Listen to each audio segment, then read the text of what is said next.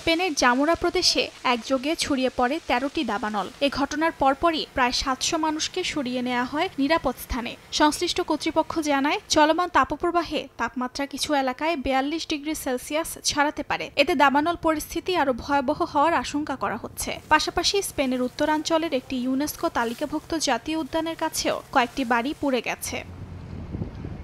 এদিকে ক্রোয়েশিয়ার জেনেসিস এলাকায় ভোর রাত থেকেই আগুন নিয়ন্ত্রণে কাজ করছে দমকল বাহিনী। সাগর থেকে পানি নিয়ে অন্তত ২টি বিমান উপকূলবর্তী বনাঞ্চলে আগুন নেভানোর কাজ করে। ঘরবাড়ি, হোটেল আর গাছপালা সবই আগুনের ঝুঁকিতে রয়েছে বলে জানিয়েছে সংশ্লিষ্ট কর্তৃপক্ষ।